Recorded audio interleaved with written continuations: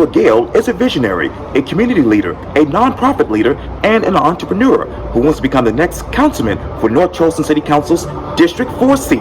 I talked one-on-one with Joshua for this edition of Quintin's Close-Ups, and if you haven't already, subscribe to my YouTube channel and like Quintin's Close-Ups on Facebook. Joshua Gale, welcome to Quintin's Close-Ups. Thank you for having me. It's an honor. Well, I appreciate it greatly. Needless to say, you are a visionary, a community leader, a nonprofit leader, an entrepreneur, an artist, and a youth recreation coach. Now you're also throwing in North Charleston City Council candidate into your illustrious resume. And you want to actually represent North Charleston's District 4, which represents? I'm representing the neighborhoods in Westcott, Coosall Creek Country Club and Coosall neighborhood, the Coosall Preserve, and then there's a lot of apartments and townhomes in between there, as well as the Indigo neighborhood at the back of Windsor Hill, and Charleston Park off of Dorchester Road, as well, you know, in that geographic area that's been zoned uniquely right here in that Dorchester Patriot Boulevard corridor. I know about that corridor very well. But let me ask you, why North Charleston City Council? Why now? Why North Charleston? So, you know, as you can tell, I'm a songwriter. My wife and I, we talked about this a lot together. We're lovers. We're artists. You know, we want to inspire the world, right? But I'm some of my values have allowed some things to rise up in me, and I make decisions based, you know, and a lot of people do, based on your values. You know, there's a certain emotional catalyst and things that make you stand up and make you have action. And my values go against corruption. My values go against wasteful spending. My values go against, you know, certain areas of our city that are being neglected. And so I can give you stories for those things. You know, for me, what's really important, you know, after coaching, you know, for years and years in the city of North Charleston, which North Charleston Recreation is not siloed. It is all children in North Charleston coming together in one recreational department. When I began coaching, I realized that there's a demographic of children in North Charleston that are being underserved. Either they cannot get to practice, or somebody won't take them to practice, or something like that. And so I began, if you saw me up close and personal, I don't look like a basketball player. I'm not good at basketball, but I did all the research in the world to coach basketball because we had a lack of leaders stepping up to do that. But then I was coaching, and all the children were looking like my child. And I'm thinking, that's not right. Where's the rest of North Charleston? And it's not that child's fault that something has not been made easily and readily available to that child. Okay. And so there are creative solutions we can do. And that's not the only reason I'm running, is to step up and provide solutions for underserved community. It's because it's our tax dollars. It's the things that I've watched over the 15 plus years that I've lived in North Charleston, and I've seen backdoor deals, and I've seen people with special interest benefiting from spending our tax dollars. That goes against my values. So I want to step in. I want to create an organizational audit at City Hall to determine how our tax dollars are being spent. I feel like I have a special gift to be able to find wasteful spending, eliminate it, take that wasteful spending and put it into the right things, like overfunding our police department. You know, that 15% increase in their paycheck, right, that didn't even get us to the cost of living increase that they've been due. And then that didn't even touch our firefighters and our other first responders. There's a way, without increasing tax dollars from our citizens, to find wasteful spending and eliminate it and put it into the right things, and to put it into things that are going to benefit us as the citizens. You know, I've had the privilege of visiting and living in some of the greatest municipalities and cities in the nation, where recreation departments for all ages, not just the youth and not just the elderly, but for all ages. If you and I wanted to go play basketball tomorrow, we wouldn't have to scour the city to find an open court.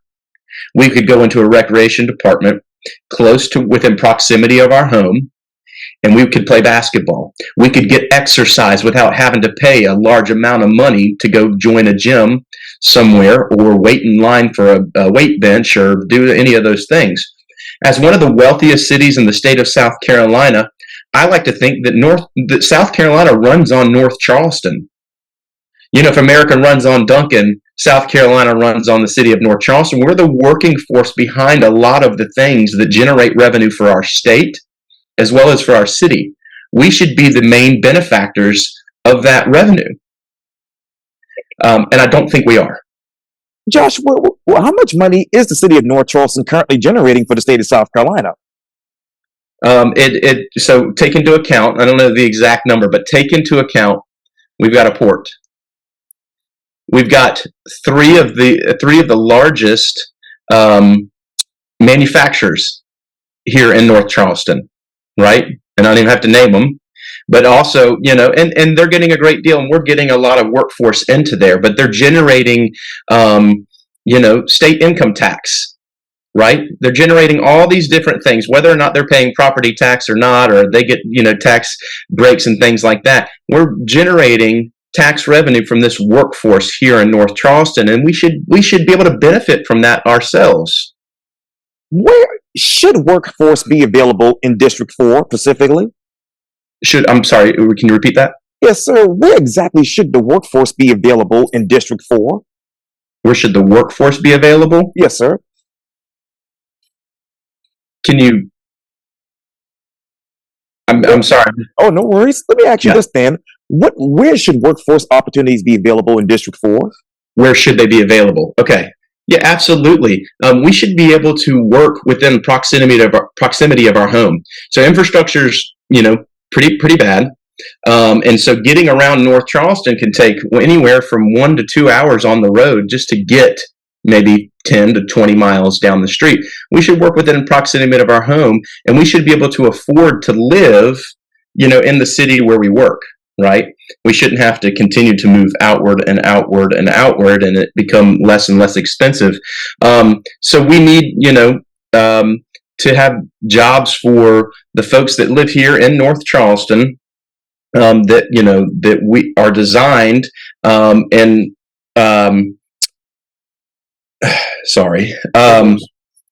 we should have jobs that are innovative jobs. So we need to bring in new businesses that, you know, allow for technology innovation, you know, to bring in investment into North Charleston, so that we can, you know, be the business capital of South Carolina. So, you know, North Charleston should have a reputation that's not just a reputation or a stigma of crime, but I have a vision that North Charleston would become a city that has bold vision to become the safest city in the state of South Carolina and a blueprint for the rest of the nation on how to do that and turn things around. We should also have to be on the list of the best place to start a business and raise a family. We need to make opportunities for new businesses to start. We need think tanks and incubators and things like that. And this should be a place where new businesses can try, that can have support to be able to try new things and take new risks. And when we do that, you know that small businesses drive America. They generate more revenue than anything else. So we need to be a place that says we're welcome for new businesses. We will support you in what ways are necessary, and that in City Hall we'll create ordinances that make it easier for you to start a business. Right now it's very difficult to attain property and to open a business without jumping through 1,000 different hoops, which the city has also made some of those hoops themselves, with how many doors you have to have and how many parking spaces and things like that, which make it a headache and 1,000 different loops for people to be able to even start a business without being in the red to begin with. And if we can do that, then we can keep our workforce here in North Charleston. We don't have to send all of our workforce to all the other areas of Charleston as the entire municipality. We can keep them here in North Charleston, and we can gain that reputation as not only the safest city, but the best place to start a business. And I know we can do that here. So how many small businesses are currently in District 4? In District 4, there are not a ton in District 4. So in District 4, you may just see restaurants. We have several restaurant owners. We have Steel City Pizza, and we've got Great Harvest Bakery, and we've got several, small shops and restaurants like that, but a lot of chains, chain stores. We have Harris Teeter, and we have Lidl, and, all those different types of places around District 4. But you have some of the business owners and some of the people that are starting businesses in North Charleston that are living within District 4. Now, let me ask you, where exactly could land be in District 4 for those incubators that you just mentioned? Well, and that's a great question. So, as a good business practice, and I've owned a consulting firm for over 15 years, so I've owned my own business. I've helped many others have really successful businesses, generating and gaining and increasing revenue year after year. So I like to think that I have a great business mindset. One of those things is to have multi-use of our properties. Okay, so take the North Charleston Aquatic Center, right, for instance. And this is a bold vision, okay? When I walk into there with my family, I love swimming laps at the Aquatic Center. I love taking my kids in there. We love swimming together when it's cold outside. We love seeing people train for triathlons, and our minds are blown on how fast and how long they can swim. We have some of the greatest people right here in North Charleston that you may never meet unless you were in there together as a community. That is a great place for community to happen. So that building, every business owner will tell you that every square foot of your property should be able to either generate revenue or it should serve a purpose. We shouldn't have any kind of, too many spaces that are just wasteful spaces. So when I walk in there, I see opportunity for a multi-use of that building for weekday uses. I understand that people come in on weekends, they come in for swim meets, and they need places to spread out. But that's a large building, and I see a lot of square footage being underutilized. So in North Charleston, so just one idea, just spitballing here. One idea is we have some of the greatest musicians in the world that live here in North Charleston, right here at home. We've sent some of our musicians out into the world, and it's great. But the term starving artist is not just a funny phrase. That is the truth, because it is difficult to make it as an artist. And I know some of these artists. I know that they're professors at universities. I know that they're trying to gig because it's in their heart to play music, and you should be able to do what you want to do for a living and generate revenue. So I see the front of that aquatic center building being easily modified into having, like most universities have, music studio rooms that are all open, so you can see exactly what's inside and what's going on inside, with upright pianos and some sound masking and things like that within those rooms. We already have people that are operating the building, so people are already on the payroll. We're not adding more people on the payroll. We're just adding these rooms. And then we're inviting these world-class musicians, who most of them give lessons, right, to also add to their income.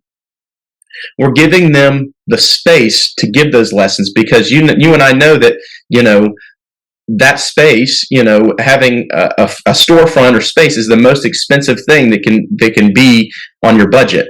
So we're providing space either at a reduced cost or at a free cost for those people to give lessons, vocal lessons, piano lessons, guitar lessons, all those things. And then we're giving the youth and the recreation and anyone really in North Charleston that would want to learn and benefit from them, some of the greatest musicians in the world, have a place to be able to do that. A safe place, a place that is, that is made to benefit the community. So that's what I'm saying. I'm saying don't just build a building for one particular use. Let's have multi-use properties for that we can either generate revenue for the city or give our citizens the ability to generate revenue for their families and to have a living wage. Now, how much revenue is the North Charleston Aquatic Center generating for the city? It's not, and that's what's difficult. That's a very expensive building. But it's a great thing for the progress of the city of North Charleston. It's a world-class amenity. But world-class amenities like that do not tend to generate revenue. But but the citizens of North Charleston, can go there at a reduced cost. It costs me, if I want to go swim today, it costs me $5 just to swim today. And that's been supplemented by the city. So they do take in, and there are swim meets and things that happen, but it's really take into account how large that building is and how much it costs to heat that pool and to pay the employees to be there, and the lifeguards and the lights and all those things. It's not a revenue generator. It is a benefit. But at the same time, if we turned it into a multi-use building, it would have much more benefit than it currently does. And how many people actually visit that particular aquatic center weekly? Without attaining that information myself, but having been in and out of there, I would see during the day, in the mornings, I'm seeing about 40 to 50 people swimming each morning. And then I see swim teams that are there. So every day we've got a couple hundred people that benefit from that revolving door each day. And I know that obviously it was opened back in 2020, and it's a partnership with Dorchester District 2. So how much money has the center actually generated for the city as far as the Dorchester District 2? Can you repeat that question again? Yes, sir. Obviously, the aquatic center was built in 2020 with the partnership with the Dorchester District 2. So how much money is Dorchester District 2 contributing to this center? Oh, I'm not sure. I haven't done the research on that yet. Okay. And let me move forward for time constraints, obviously. But let me ask you, what are the current, you mentioned earlier about the budget, but what are the current budget restraints when it comes to the city of North Charleston's budget? What are the current budget restraints? Yes, sir.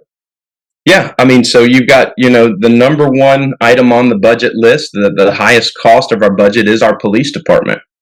And rightfully so. They make up a large force of the workforce of City Hall. Yeah. They work really hard, and they do a great job of protecting the city. Are they understaffed and overburdened? Absolutely. And one of the rest of the budget, one of the other largest items is all of the positions at City Hall. So, paying your employees, and that's for any business really, is paying for your property, and then as well as, paying for your employees. So, when somebody's been in office for a long time, and I'm not here just to point fingers and to shift blame and things like that. It's no secret that, your friends benefit when you're in office for a long time, and friends have certain positions. Some positions should exist, some should not exist. I want transparency with all the citizens of North Charleston to determine where your tax dollars are being spent, how they're being spent, and if they're being spent wastefully, then we need to put those monies to other places that will benefit the city of North Charleston. So we want complete transparency of what's going on and what kind of workforce it takes to run a powerful city. Now, Joshua, let me ask you this, actually 2 questions. So in your mind, when you look at this budget, which is over $100 million, what positions should be eliminated right now to free up some money to go into the communities of District 4? There's been positions that have been created for people that my friends at City Hall that I've met and I've had the privilege of meeting over, the past few years. Those people don't show up to work. And we have that same mentality over the state of South Carolina, that we have empty promises of positions that'll create great things. That it started with maybe a good intention, but it had no body to it to ever extend. When you started doing this over a decade ago, right? We talked about this earlier. You started doing this over a decade ago. You have seen it through. You finished, not completely finished, but you have continued what you started, and the work is there, and you've done, and you counted the cost, and you've put in all the work and all the effort. When positions are created with good intent, and then you like somebody, you look at City Hall. People move around.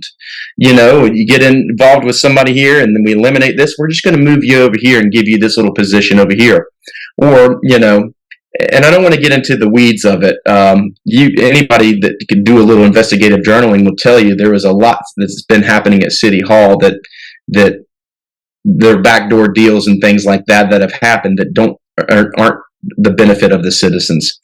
So that happened all over the state of South Carolina. There's a person in a state legislator that's in District 4, okay, that sits on the Judiciary Committee. This person has missed over 3,000 votes for the state of South Carolina. They also have abused their power to get their wife and their brother jobs as judges for the state of South Carolina. And then when you are a lawyer and you argue against the same judges that you appointed, that's a conflict of interest. It's an abuse of power.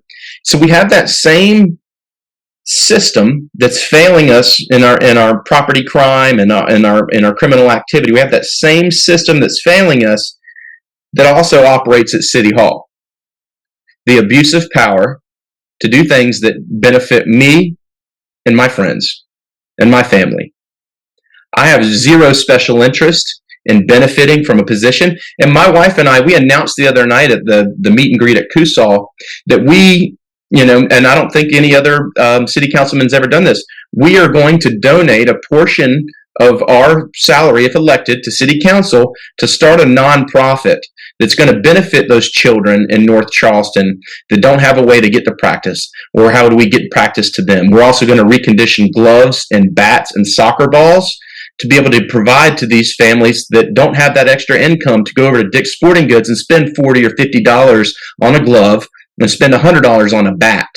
When we throw these bats out at garage sales and we toss them out into the recycling bin, or these gloves, they can be reconditioned, repurposed, and given to people.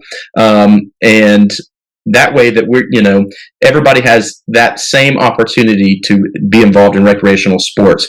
So generosity is a value for me. And if I don't see the city of North Charleston doing it themselves, my wife and I and our family are going to step up and do it ourselves. How much has property crime increased in District 4 over the past 4 years? Over the past 4, so the FBI did a survey that it was conclusive for 2019. Property crime and larceny crime were the highest without competition. What I can tell you on the Ring app, the Neighbors app, everything like that, every single day, hey, they're checking car doors again tonight. Hey, they tried to open my car door. Hey, they're lingering around my yard. They're trying to look into my garage. Hey, did anybody hear those gunshots? Hello, what was that? Every single day, it is always something new, and there is unrest in District 4 because we see police presence, and it's not the fault of the police. Okay. We're understaffed. We handled the COVID-19 pandemic terribly at City Hall, and we lost over 20 of our great officers, and we haven't rebounded back from that here in 2023. And where should the police presence be stepped up in District 4 right now? So where should we should see officers patrolling, right? More frequently. Once every 4 days is not enough. It's not a deterrent for people that are going to walk through neighborhoods and check car doors and things like that. It's not a deterrent. When we're seeing the same criminals that are on our cameras, but that's the revolving door of criminals that I'm talking about. That we don't have the right judges in the right places, because of putting our friends in those positions. So we have a revolving door of criminals because it may be easy to argue against a judge that you've appointed into as a state judge. So we need to take care of things at a state level as well as a city level. These police officers often, and I talk to a lot of them, they already feel underpaid. We know that. They already feel overworked. Police reports are mundane. They're difficult. There's a lot of work to do when you're called out to be dispatched. They also go to work tired. When you don't even make a living wage, then you take jobs after your shift to work security, to work events, to pick up shifts doing other things. The rest of your family's working. You barely get to see your children or your spouse. You barely get to enjoy your favorite show, and the freedoms that you're protecting for other people, you don't even get to enjoy yourself. And so then you go to work as an officer the next day, and you're exhausted, just trying to serve people and make a living. So okay, yes, sir. We can't try to put more strain on the overstrained police department that we have. We need creative solutions that will sit there and benefit that police department. Years ago, they looked into ShotSpotter, which is now called sound thinking. Columbia is using sound thinking. We tested, but we never went with ShotSpotter. I'd like to look at sound thinking again, because not just for the police department, for the residents that want to know, hey, did you hear all those gunshots? Okay, so sound thinking is going to tell you with firmware based. It's not intrusive to the population. We're not talking about camera surveillance. We're talking about firmware and a microphone that can tell you the difference between a firecracker and a gunshot. Yeah. We're talking about something that's going to create the police report for the police officer and do a lot of the legwork that tells you the time of day, the approximate location, how many shots were fired, and possibly even what type of gun shot that ammunition. Okay, so then we're already working with data. Then we could take that data and do some data mining, and we could take that data and create a heat-synced map to tell you where these frequent occurrences are to prevent future occurrences of these things. It's illegal to shoot a firearm in the city of North Charleston, whether it was a criminal, mindset or not. It's still illegal, and we need to identify that so that we can put our citizens at rest. Let peace come over them to the fact that what you heard is what you heard, but we're on it, and we know what's happening. And when exactly are these crimes that you just mentioned in District 4? When exactly are those occurring? Every night. Every night. If you look on the Ring apps, and if you look and you leave your windows open, you can hear the gunshots. Now, so it's almost a nightly basis. And now, you have the military base that likes to set off ammunition, expired ammunition, but we know when that is, because that sounds like machine guns going off. That's different. Now, how many officers do you currently need for District 4? I'm not asking for more officers. I'm asking for a better plan to know that we're being patrolled, and that transparency to know that we're being patrolled. Just seeing police presence is a deterrent. And it's not that we have a huge crime problem. It's just the fact that, out of sight, out of mind. When you don't feel protected. Even if you are being protected, if it's out of sight, it's out of mind. Our families want to feel safe. What exactly is the quality of life right now in District 4? We've got great community. We have great people in positions in Westcott that are creating community events where we can all come together and celebrate holidays, get to know one another. We have a thriving Westcott Park. Every night there's several hundred families there watching baseball, one of the greatest American sports, and the greatest thing that children can learn from and be impacted by, and that place is thriving as well, and they're doing a great job of taking care of, the recreation department is doing a great job of taking care of that area. And then we're dealing with a homeless population as well that's moving over into Westcott Park. And I've talked about that with our recreation department about keeping doors locked, and we leave the bathrooms open over there, so that's a benefit. I understand when it rains, you need shelter, right? But it doesn't feel safe, especially when you're on a walk at 6:00 in the morning trying to use the space at Westcott Park to know that you're being watched, and that and then several people on the recreation department have tried to approach these people, and it's ended up in a yelling match and shouting, and it's been unsafe. So that's an issue that needs to be a partnership between the recreation department. What can we do better? What lights can we have on earlier in the day? And then from the police presence to know that, hey, we may need to just drive by every morning to see what's going on. So everybody has to do their job. It's not just putting all of the burden on the police department. People need to keep their garage doors closed and their car doors locked. That's a deterrent as well. And the police department has shouted that over and over and over again. Everybody has to do their part. It's not saying that the police department has to carry all of the burden themselves. So how much has that homeless population in District 4 increased by in the past 4 years? That's information I don't think we have. You can drive, if you drive around Ladson Road, you drive around areas of North Charleston, you'll see little tent cities. You'll see a population of folks living out of cars in the woods, living in tents, things like that, that just either can't get housing for certain reasons. There are nonprofits that are there to support them. We need to make sure that those nonprofits are well taken care of and working in unison with the city as well. Speaking of which, what's more important for District 4, Joshua? Is it building new homes in better commercial space, or rehabbing, expanding, better utilizing those existing homes? Yeah, people always talk about, affordable housing and building more spaces, things like that. We've had some great home builders in North Charleston that built some homes that'll last forever and ever and ever. But people, if you make a safer city, people will want to live in each and every neighborhood within those cities. So it's really about rehabbing and revitalizing the city so that people want to live in every single pocket of North Charleston and feel safe and feel like they can raise a family there. I don't feel like we need more and more apartment communities and townhomes and things like that are cutting down our beautiful landscape. Our cityscape is extremely important to us. Our stigma around North Charleston neglects the fact that we're positioned between two rivers. That we have over here on Dorchester Road a beautiful river. We have tall and beautiful pine trees that keep getting cut down, and wildlife that's being forced into other areas. People are having more coyotes in their backyards and snakes coming through where our children play because there's being overdevelopment.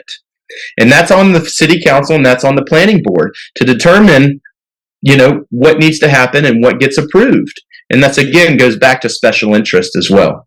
I wish I could talk to you more about it, but Zoom only giving me 2 minutes and I'd have to run over to work. But where in the district do you identify and also develop those unique characteristics when it comes to residential, commercial, and mixed use? I think one thing that I want to speak into, we have to be careful that we listen to the citizens of North Charleston. I'm certified in listening. I've taken the professional development courses to learn how to listen without the intent to respond, and to listen with empathy and to take on a perspective of somebody that's different than me. And I've put in the hours, many hours to do that. There was a nonprofit created in North Charleston called Metanoia. Right. Bill Stanfield, when he created that over 20 years, he spent the entire first year of the organization just listening to the community. We can't come in as cycling city council members and say we know what's best for the city of North Charleston when people have devoted their lives to understanding what's going to benefit the people that actually live in North Charleston and giving a voice. And Metanoia has done a better job than city government or anybody else in providing people with a voice and providing people with position to sit on boards, providing housing, and bringing in the right people. One of the people that works at Metanoia as a project manager spent a decade cleaning up from Hurricane Katrina. Those are the people that we need to listen to. Those are the people that are the boots on the street that know exactly the heartbeat of the community. We need to support them as much as possible. We need their understanding. We need their data. We need, their understanding of the community before we continue to try to do things that we think are right. We cannot copy and paste what every other municipality in the nation's doing and think it's going to work for North Charleston. We are the most unique city and municipality in the nation. Look at the makeup of this city with the ports, and look at how we have Boeing and Mercedes, and look, we're positioned between two rivers. We're one of the greatest tourist attractions in the world. We have Tanger outlets. We have everything. We don't look like anyone else, and we shouldn't try to be able to copy and paste different things that aren't going to work for our city. We need to listen to the people, and we need to go to the people that have been on the streets, that have been doing the work for a long time, and don't just have a good idea. They actually are putting in the work. Unfortunately, I'm out of time, but Joshua, Gale, thank you for your time here on Quintin's Close-Ups. Thank you so much. I appreciate you. Anytime.